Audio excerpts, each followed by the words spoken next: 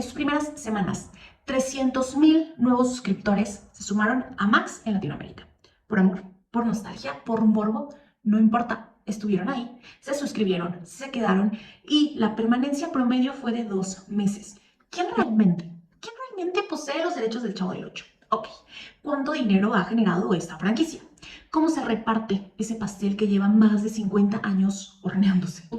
Hablaremos de cómo una torta de jamón alcanzó el mejor retorno de inversión de todos los tiempos. Esta es la historia del chispoteo más rentable de la historia televisiva. De cómo una frase dicha sin querer queriendo se convirtió en un activo de derechos intelectuales que cambió el destino financiero de Televisa, de su creador, de actores en guerra legal y de países enteros que aún hoy negocian por su transmisión. Bienvenidos a la sección Influenciadores, el rincón en donde los fenómenos virales no se analizan con likes, sino con artículos legales, con lupa crítica y un poco de drama, porque el derecho también se entretiene. Yo, Andrea Siltre, su anfitriona, abogada y obsesionada con los casos donde la ley y el internet chocan, se seducen, se complican y a veces hasta hacen match. Hoy prepárense para entrar en una vecindad que no conocía el copyright cuando lo estaba generando todo. Vamos a desempolvar el caso del barril más valioso del mundo, ese que no guardaba juguetes ni escobas, sino una mina de oro mediática. Ese barril fue un hogar simbólico de un niño huérfano llamado El Chavo, pero también millones de dólares que pasaron de mano en mano sin que muchos entendieran cómo ni por qué. Esta es la historia del chispoteo más rentable de la historia televisiva, de cómo una frase dicha sin querer queriendo se convirtió en un activo de derechos intelectuales que cambió el destino financiero de Televisa, de su creador, de actores en guerra legal y de países enteros que aún hoy negocian por su transmisión. Hablaremos de cómo una torta de jamón alcanzó el mejor retorno de inversión de todos los tiempos, de cómo un sketch de comedia ligera se volvió materia de juicios pesados y claro, de cómo detrás del humor más noble se escondía una de las explotaciones comerciales más intensas de la cultura pop latinoamericana. Este no es solo el caso de un influencer, es el caso de una creación colectiva mediada por contratos, silencios incómodos y una fortuna que sigue creciendo, aun cuando su creador ya no está. Así que acomódense, saquen su libreta jurídica, prepárense para descubrir todo el chisme que tenemos el día de hoy. ¿Quién realmente posee los derechos del Chavo del Ocho? Ok, ¿cuánto dinero ha generado esta franquicia? ¿Cómo se reparte ese pastel que lleva más de 50 años horneándose? Aquí, en Influenciadores, hoy vamos a desmenuzar el legado legal, emocional y económico de Chespirito y por qué su historia es un caso de estudio obligatorio en cualquier facultad de derecho, de marketing o de creación de contenido, con una ambición millonaria. Porque en este caso el entretenimiento se vuelve herencia y la nostalgia se factura. El 5 de junio del 2025, como quien abre un cofre lleno de nostalgia continental, Max, antes HBO Max, liberó al mundo una de las producciones más esperadas de la década en Latinoamérica. Chespirito sin querer queriendo. La serie biográfica que nos devolvió con lágrimas en los ojos, un nudo en la garganta, a la vecindad más famosa del mundo.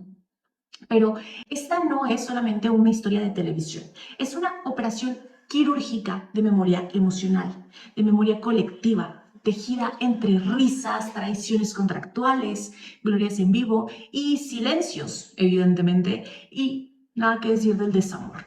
Detrás de los sketches, de los disfraces, de las frases entrañables, hay algo más poderoso que la nostalgia, una maquinaria perfectamente aceitada de producción cultural y capital mediático. Claro que sí, producida por THR3 Media Group y Warner Bros.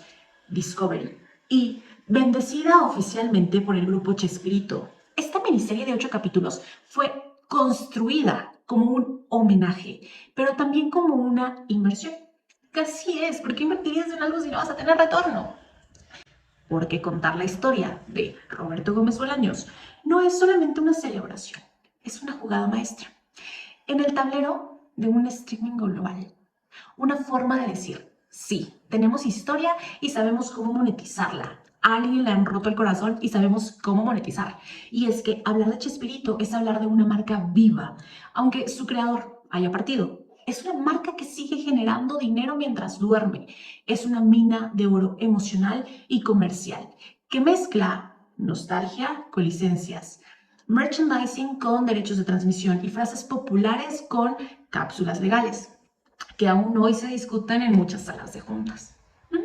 El Chavo del Ocho, el Chapulín Colorado, el Doctor Chapatín, los Caquitos no son solamente personajes, son activos, son productos intelectuales, bienes intangibles y que cruzan evidentemente generaciones, fronteras y por lo visto plataformas.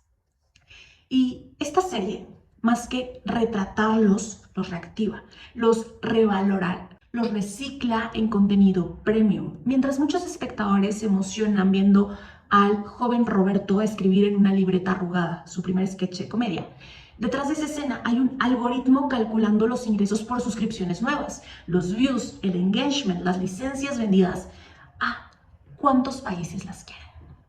Porque, sin querer queriendo, esta serie no solamente revive una historia, la capitaliza. Y eso lo tenemos que entender. ¿Cuánto dinero ha generado esta serie biográfica? Tranquilo, tranquilo porque ya vamos a empezar a hablar. Pocas veces una lágrima es tan rentable.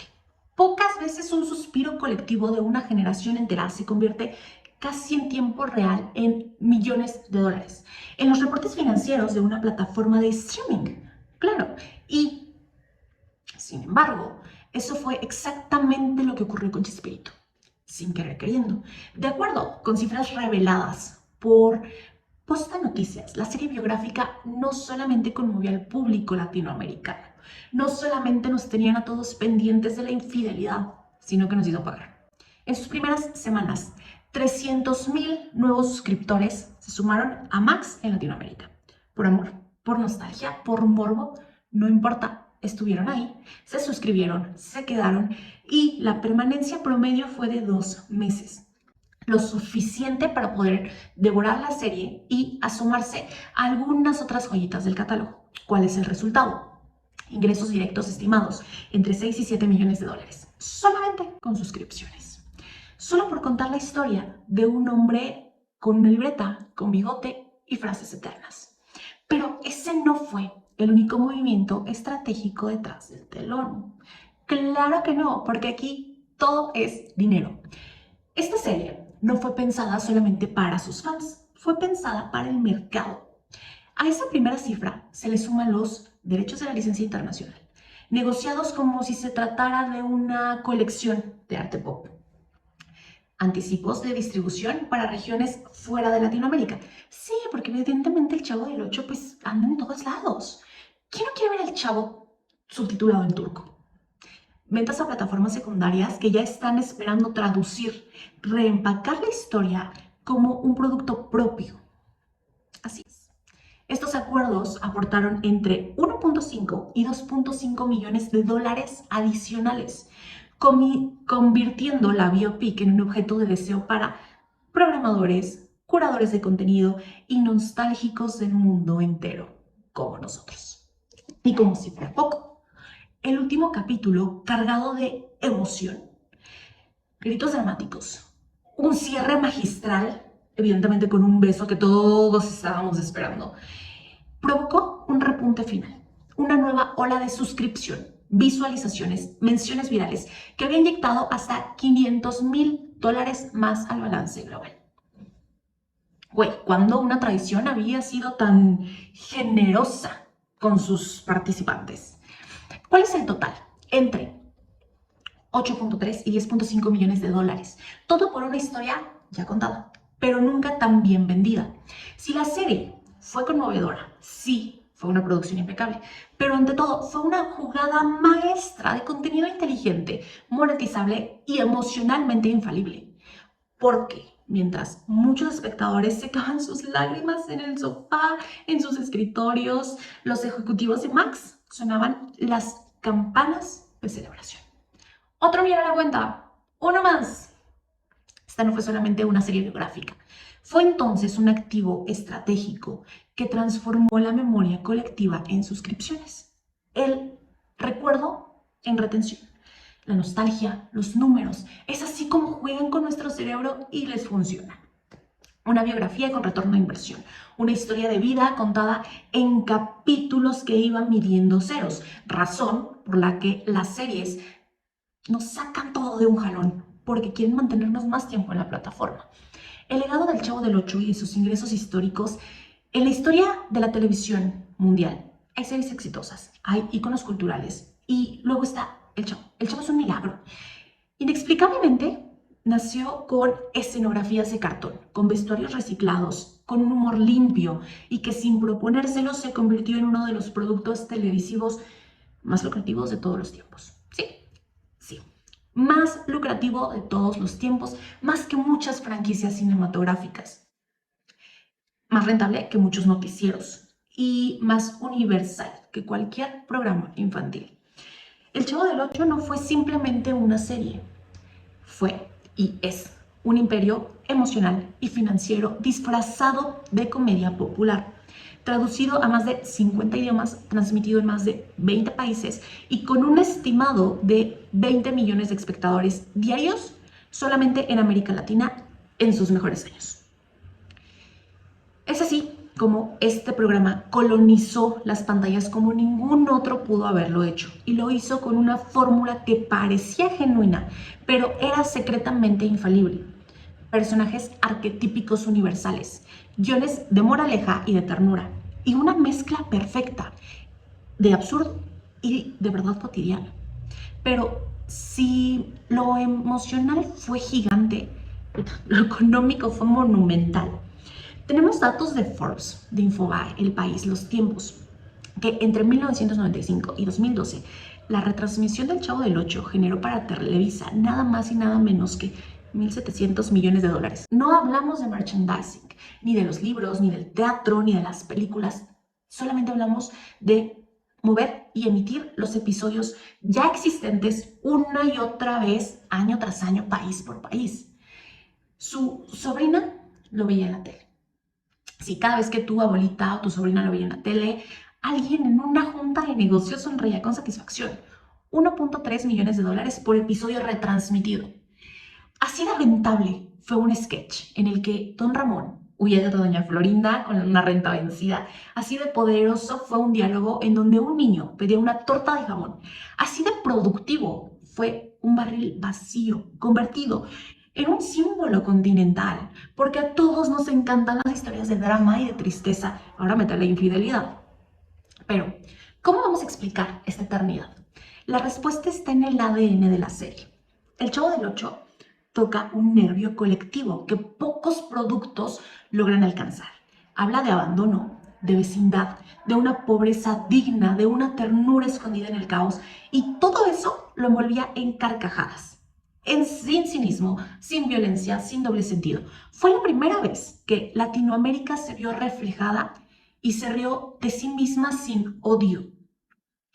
Y Televisa, con ese olfato de tiburón y alma de archivo, lo supo aprovechar perfectamente. Vendió, revivió, reempacó, licenció, protegió, y cada año ese catálogo de oro seguía produciendo dividendos como si fuera contenido nuevo. Hoy, a más de 50 años después de su estreno, el Chavo no solamente sobrevive, factura, emociona y aún disputa derechos. Porque no hay legado sin conflicto, no hay oro sin batallas legales y no hay un icono cultural sin una explotación comercial. El Chavo del Ocho no fue solamente la historia de un niño que vivía en un barril, fue y sigue siendo la prueba de que una idea sencilla, pequeñita, cuando conecta con el alma colectiva, puede volverse eterna, exportable y millonaria. Así es. Sigamos con el testamento de este genio, el patrimonio de Roberto Gómez Bolaños. Cuando nuestro estimado Robert fallece el 28 de noviembre de 2014, México no perdió solamente un comediante, perdió a un arquitecto de risa, a un escritor compulsivo, a un actor que construyó su legado letra por letra, chiste por chiste, libreta por libreta. Pero mientras millones de personas lloraban frente al televisor o recordaban entre risas las frases eternas del Chavo, otra historia muchísimo más silenciosa, más incómoda, más legal, comenzaba a escribirse. La historia de su herencia. Sí, al momento de su muerte, su fortuna personal se estimaba en unos 50 millones de dólares. Una cifra impresionante para un hombre que durante décadas trabajó sin parar. Escribió más de 20,000 páginas de guiones. ¿Saben cuántas son 20,000 páginas sin ayuda de ChatGPT? En este momento puede sonar muchísimo. Actuó en más de 3,000 episodios. Creó personajes que figuran en libros escolares, muros callejeros, tazas, memes y hasta en campañas políticas. Sus ingresos no venían de un solo lado, sino de múltiples arterias que nunca dejaron de fluir. Este güey encontró cómo ser adulto haciendo lo que le apasiona, pues encontró la fórmula para ser adulto. Hablamos también de contratos de producción y dirección con Televisa durante más de 30 años, regalías internacionales por retransmisiones de El Chavo del Ocho y del Chapulín Colorado, merchandising de todo tipo, desde disfraces hasta lápices, alcancías, mochilas, bla, bla, bla. Licencias para teatro, animaciones y doblajes, incluyendo la famosa versión animada de El Chavo, que extendió su vida útil en nuevas generaciones. Así es. Pero ese patrimonio no solamente fue el reflejo del éxito, para quien observa el éxito desde el ámbito económico, fue también un epicentro de tensiones, disputas silenciosas y preguntas que nunca nadie resolvió. ¿Quién tiene derecho a explotar su obra? ¿A quién le pertenecen los personajes? ¿Fue Televisa el único beneficiado o hubo contratos desiguales detrás del telón? Años después de la partida de Roberto Gómez Bolaños, su legado sigue generando mucho dinero y muchos conflictos, especialmente tras la ruptura pública entre Florinda Mesa y los herederos de derechos televisivos y las tensiones con Televisa que llevaron a la retirada temporal del aire de todos los contenidos de Chespirito en el 2020. Porque si algo dejó claro su historia es que el humor puede ser ligero, pero los derechos siempre pesan. Y como todo imperio, el Chespirito también puede medirse en números. Números que en este caso impresionan, conmueven y abren interrogantes. Vamos a hablar de esos ingresos estimados. Chespirito, sin querer queriendo, ha generado entre 8.3 y 10.5 millones de dólares. El Chavo, con derechos de retransmisión de 1995 a 2012, ha generado 1.700 millones de dólares. La ganancia promedio por episodio de El Chavo es de 1.3 millones de dólares por episodio. 1.3 millones de dólares por episodio, mamón. Patrimonio personal de Roberto Gómez Bolaños en el año 2014 era de 50 millones de dólares. Una serie millonaria, una franquicia que mueve cifras de corporativo internacional y un creador cuya fortuna personal, aunque sustanciosa, no refleja del todo la magnitud de su obra. Porque Chespirito no solamente dejó risas, dejó un sistema tan completo de producción y consumo cultural que sigue generando riqueza. Tal vez eso sea lo más impactante de todo, que un solo hombre escribiendo en una máquina de escribir, Olivetti me parece que se llama la marca, haya creado un universo entero y que ese universo aún hoy siga facturando, debatiéndose y viviendo sin querer queriendo. El genio que escribió para siempre, hay legados que se heredan en silencio como nombres en testamentos. Y hay otros, como el de Roberto Gómez Bolaños, que se replican entre risas, frases populares, en memes que no van a fallecer nunca. Y en transmisiones que cruzan décadas como si el tiempo no pasara. Chespirito fue un hombre pequeño en estatura, pero inmenso en narrativa. Vivía rodeado de libretas, de máquinas de escribir y silencios creativos. Y sin proponérselo, creó una de las franquicias más importantes de la historia cultural latinoamericana. Impactante, súper impactante. Pero detrás del artista vino el sistema. Un sistema que de pronto no supo reconocer el valor de su obra. Sí, pero que también lo multiplicó, lo empaquetó, lo vendió y lo archivó como oro televisivo. Él escribió personajes entrañables y el mundo convirtió esos personajes en propiedades intelectuales, en marcas registradas, en activos negociables. El precio y el privilegio de ser un ícono. Es por esto tan importante que si tienes una marca la registres, que si tienes un eslogan lo registres. Por amor de Dios, tienes que comenzar por algún lado. Hoy su nombre figura en estudios jurídicos, en contratos de licencias internacionales, en cláusulas de distribución, en litigios de herencia, en documentos de logos con empresas globales y, sin embargo, sigue siendo ese hombre que escribía con los codos sobre la mesa.